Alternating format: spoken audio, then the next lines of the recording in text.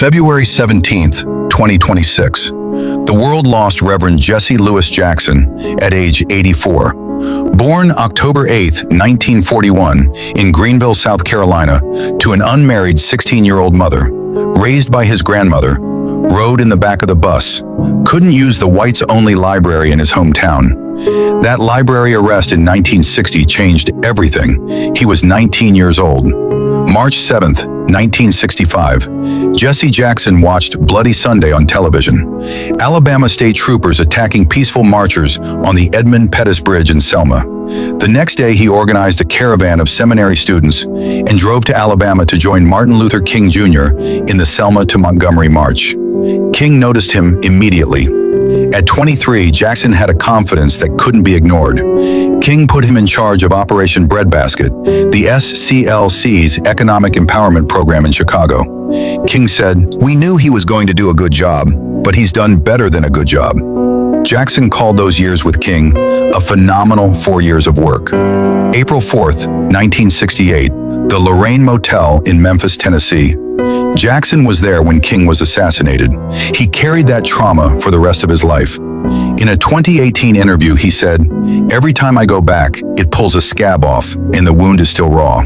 Every time the trauma of the incident, his lying there, blood everywhere, it hurts all the time."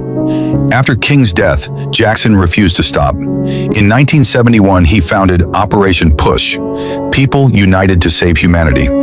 Used lawsuits and boycotts to force top corporations to diversify their workforces, pressured companies to spend millions hiring black workers, registered voters in communities of color nationwide. Then he did what many said was impossible. 1984, Jesse Jackson became the first black candidate to win primaries in a U.S. presidential race. He won 5 contests, registered over 1 million new voters, earned 3.2 million votes, built the Rainbow Coalition: blacks, whites, Latinos, Asian Americans, Native Americans, LGBTQ people, the poor, the overlooked. He said, "Our flag is red, white, and blue, but our nation is a rainbow. Red, yellow, brown, black, and white, and we're all precious in God's sight." 1985, he came back stronger, won 11 primaries and caucuses, earned nearly 7 million votes, briefly became the frontrunner after winning Michigan, finished second to Michael Dukakis.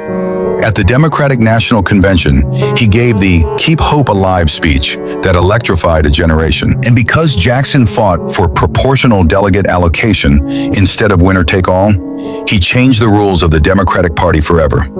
That rule helped Barack Obama win the 2008 nomination. Obama himself acknowledged, "The path to his presidency began with Jesse Jackson's campaigns." Jackson was the first presidential candidate to make support for gay rights a major part of his platform, the first to challenge the Democratic Party's prioritization of white, moderate, middle-class voters over marginalized communities.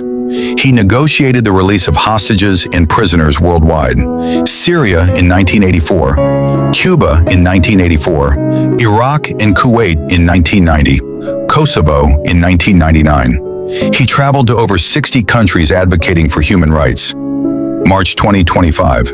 At 83 years old, battling progressive supranuclear palsy, Jesse Jackson crossed the Edmund Pettus Bridge in Selma one more time for the 60th anniversary of Bloody Sunday.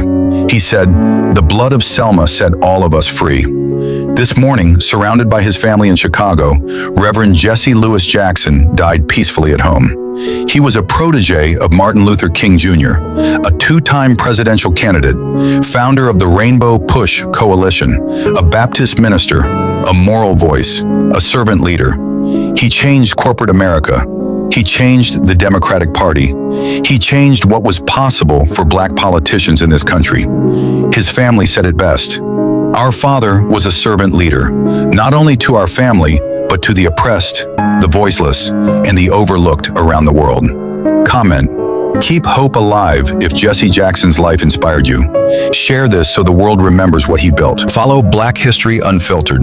We don't let legends fade. Rest in power, Reverend Jackson. Your work lives on.